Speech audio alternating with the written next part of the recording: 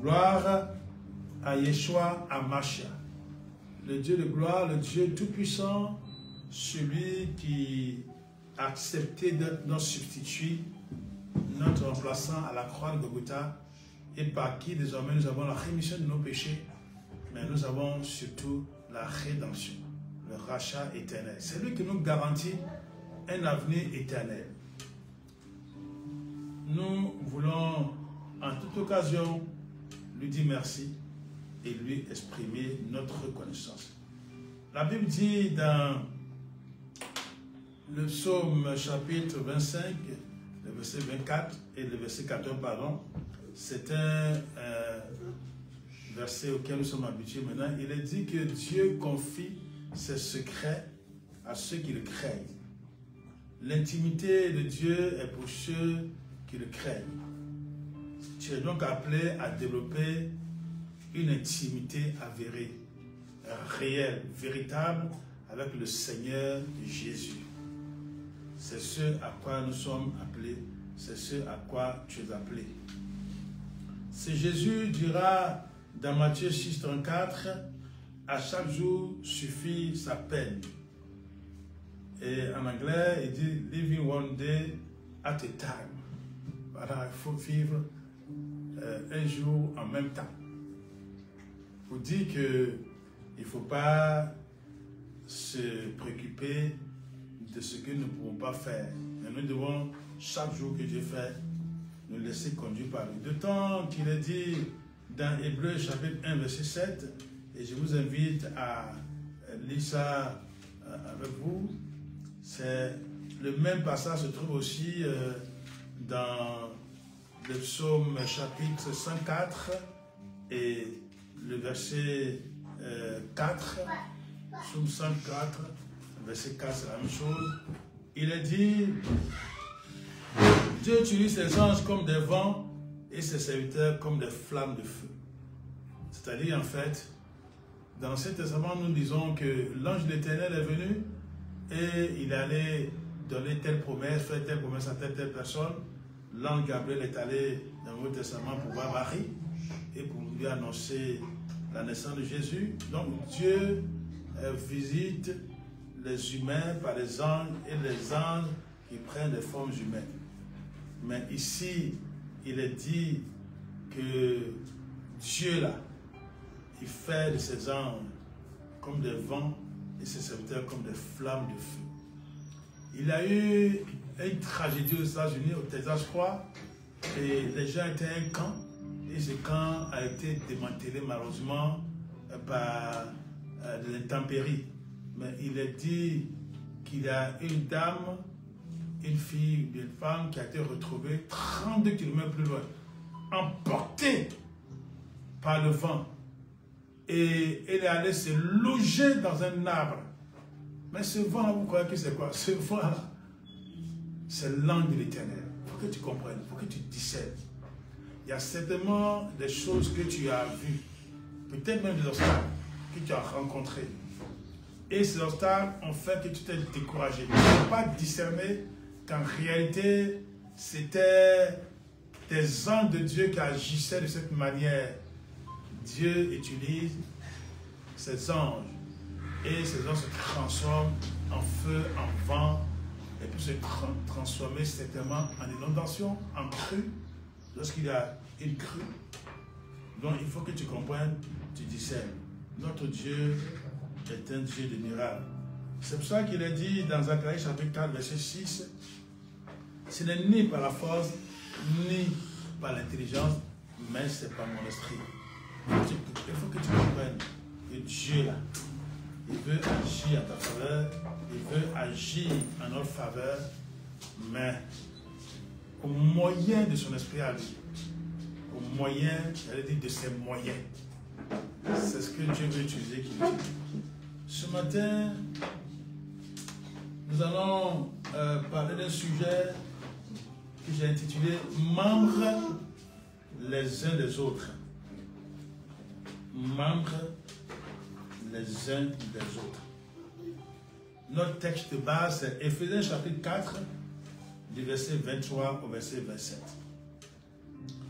Éphésiens chapitre 4, versets 23 à 27.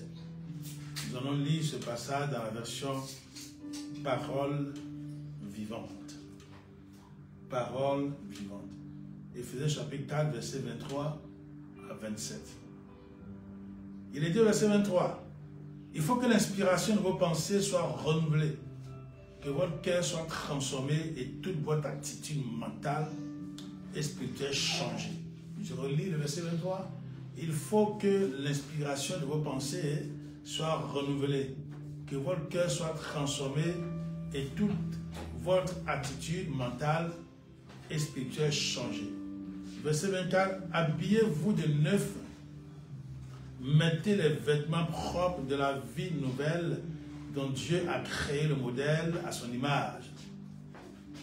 Cette vie se manifestera par la vie juste et sainte que produit la vérité.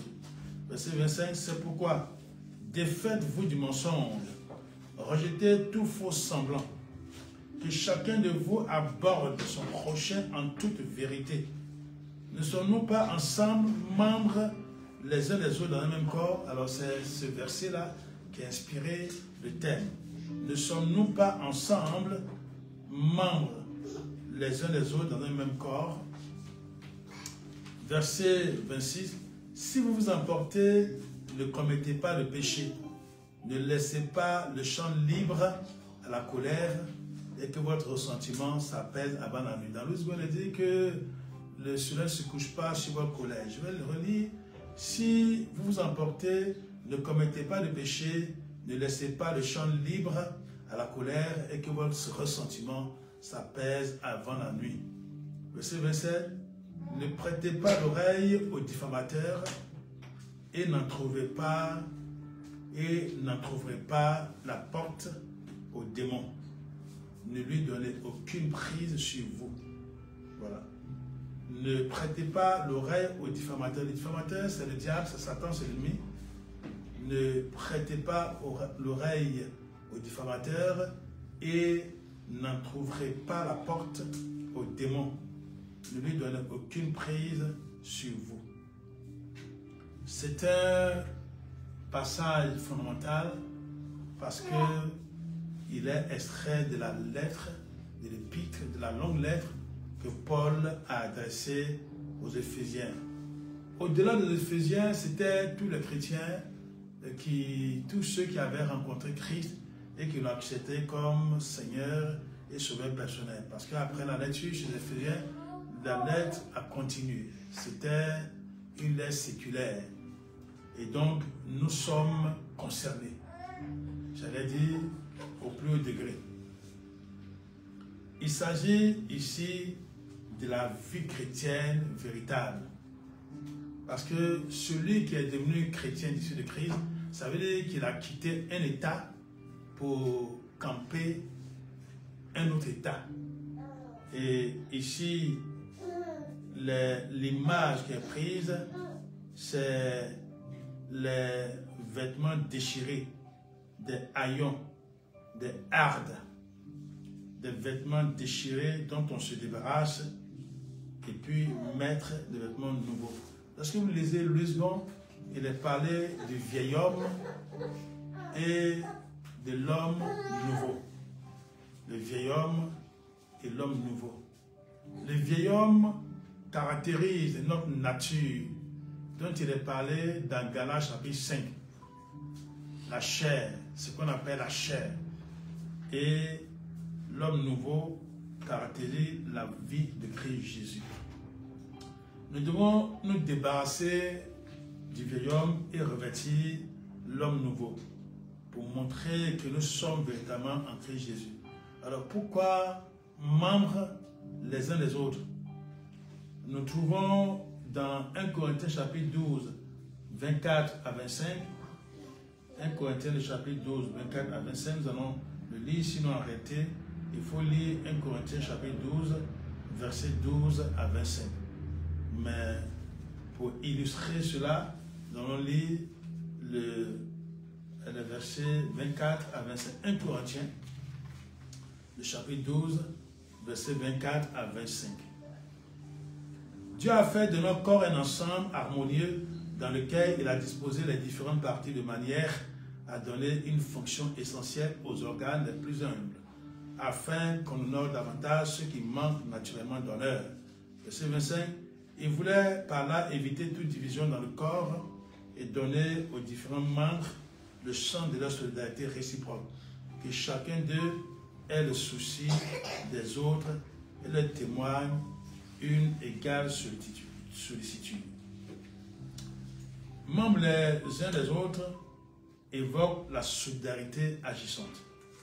Ça veut dire, nous formons un seul et même corps en Christ.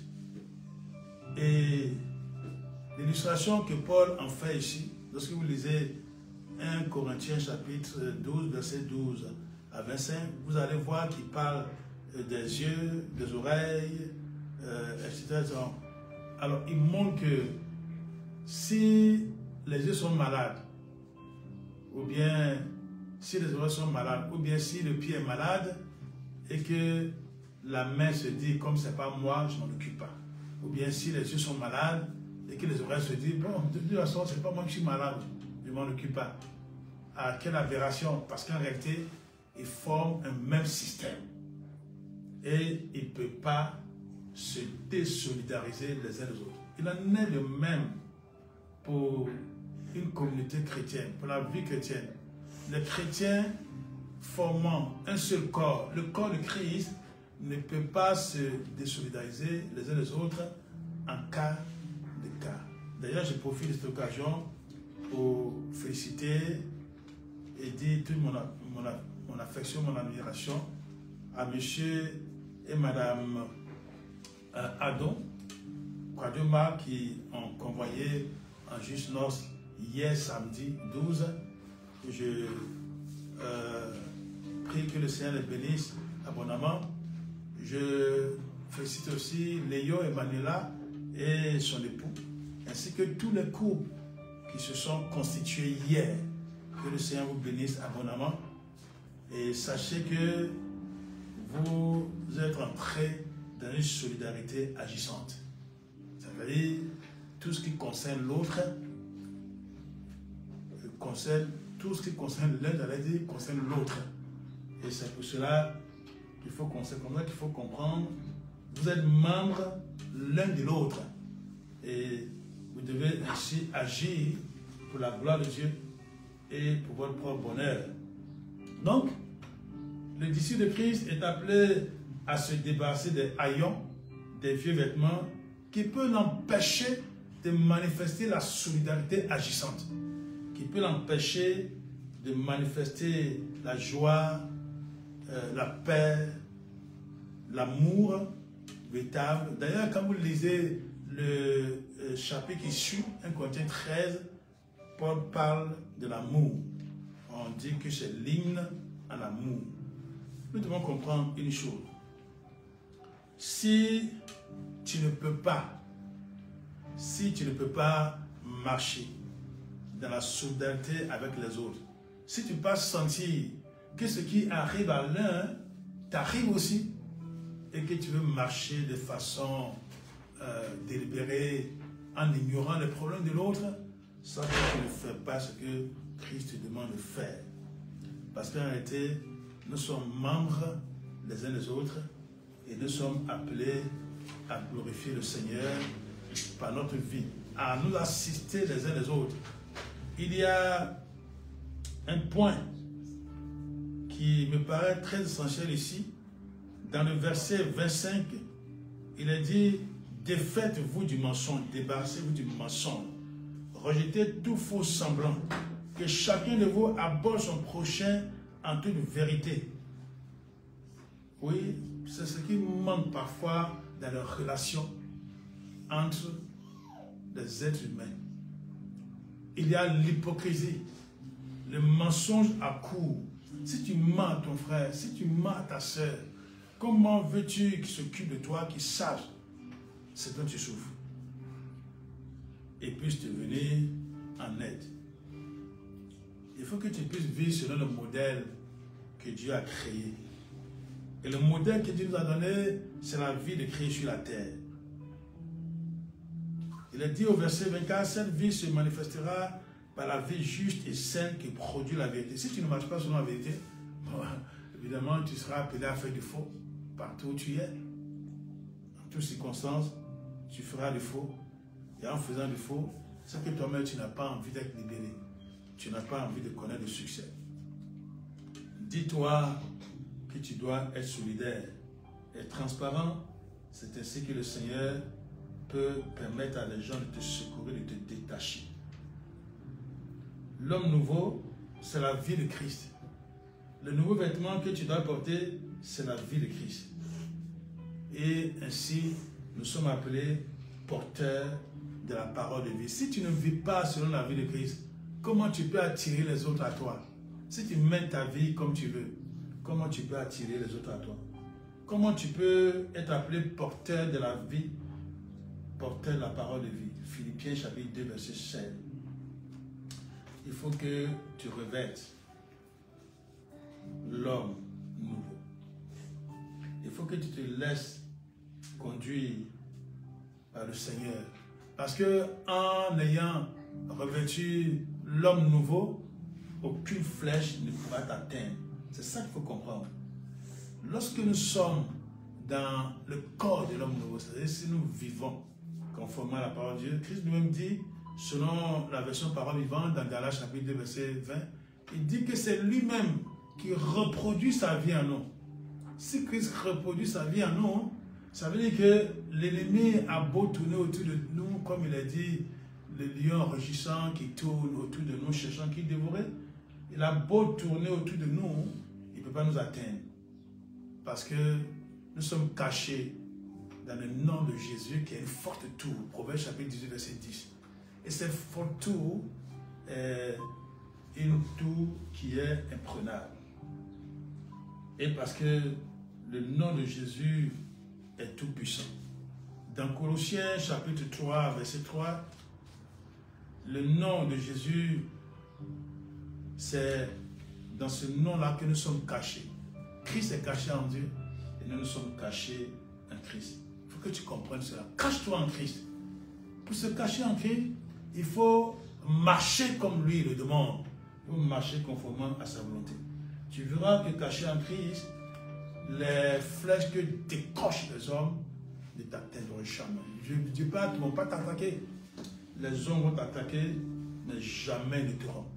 Parce que, en réalité, tu es dans cette forte tour qui est le nom de l'Éternel, qui est le nom de Jésus. Selon Proverbe chapitre 18, verset 10, c'est un abri qui est fort et où on ne peut pas te déloger. Mais, il n'y a que toi seul qui peux t'en déloger. Il n'y a que toi seul qui peux t'en déloger.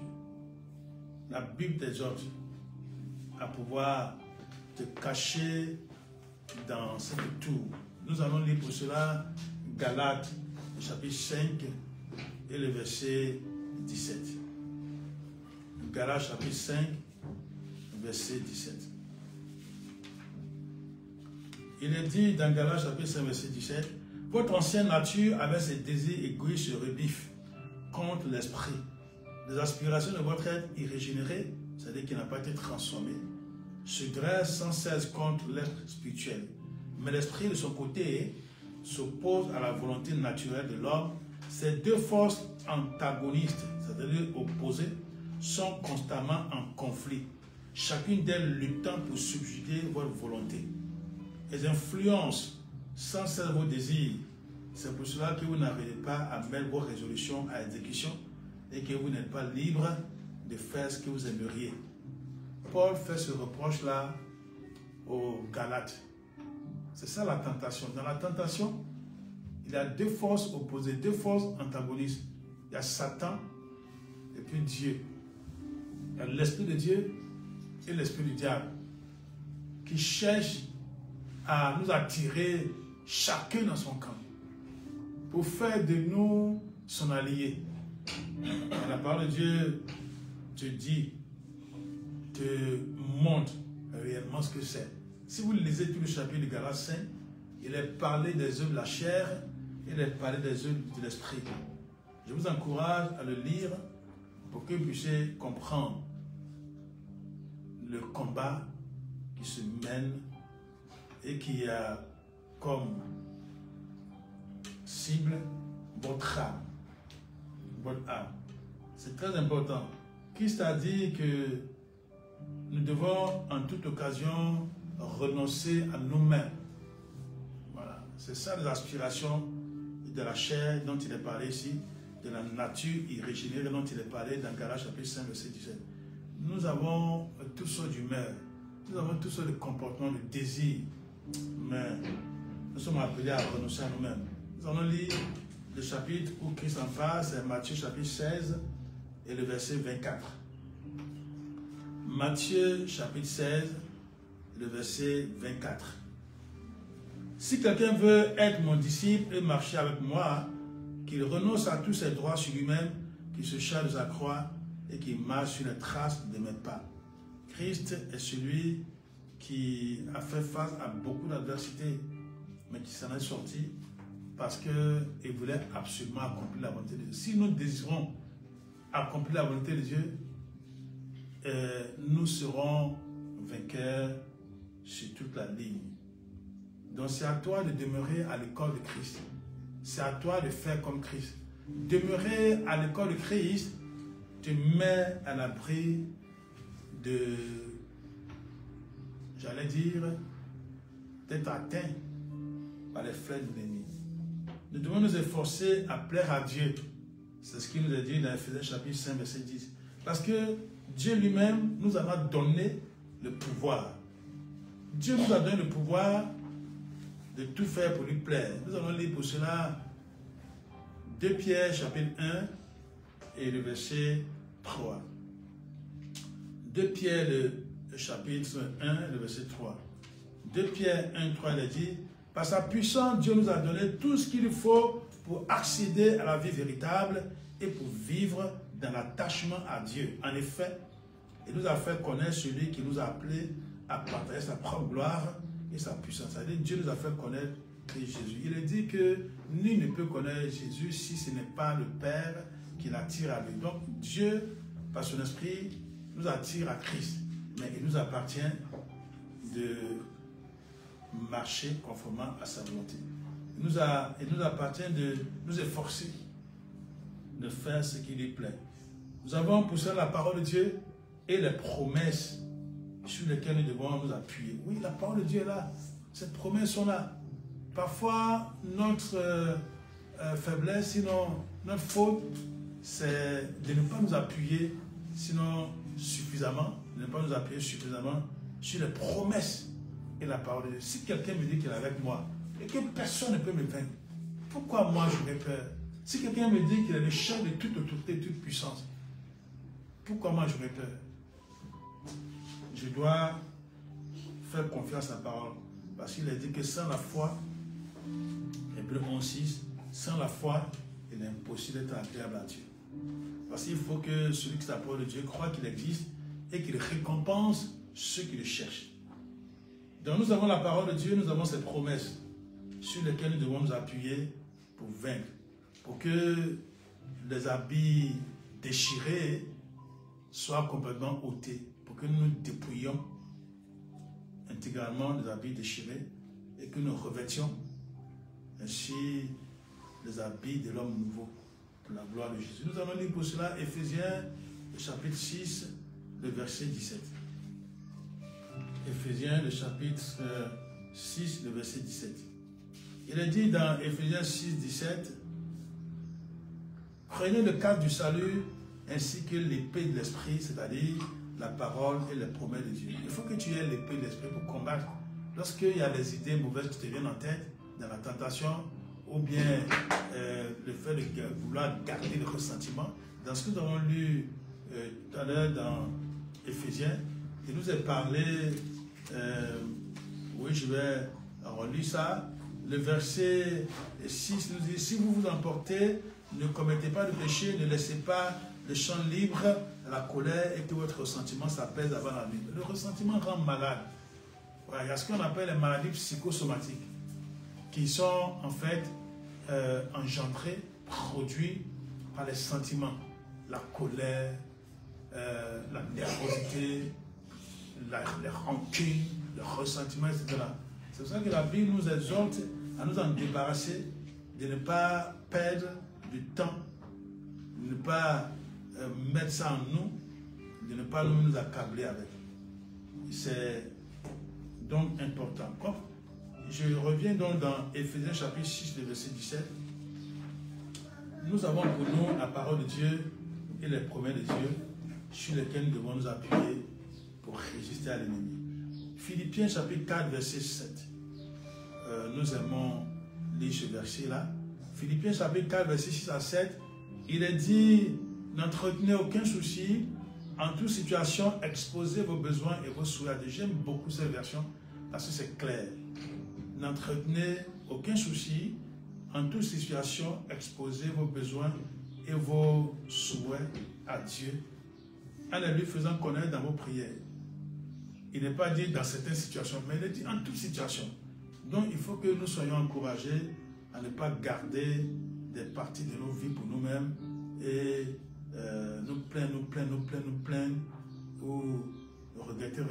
Donc, intercéder avec confiance et sérieux, exposer vos requêtes avec précision, sans oublier d'exprimer aussi votre reconnaissance. Verset 7. Alors, appelle Dieu qui ne suit pas toute intelligence, gardera votre cœur et vos pensées et les maintiendra dans la communion et sous la protection du Christ Jésus. Ce sont des versets qu'il faut méditer.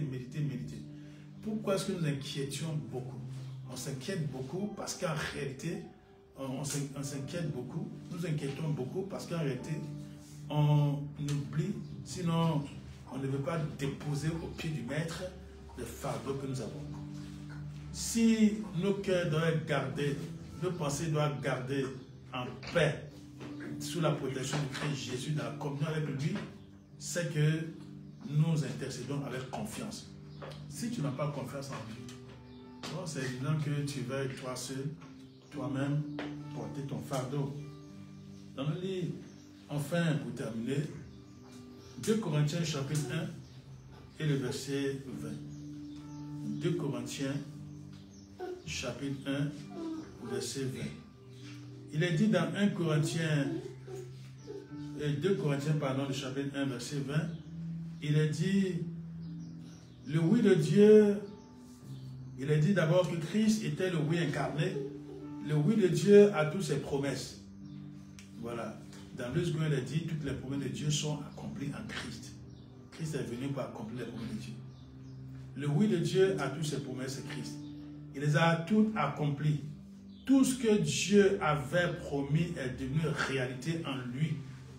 Aussi, est-ce par lui que nous répondons Amen.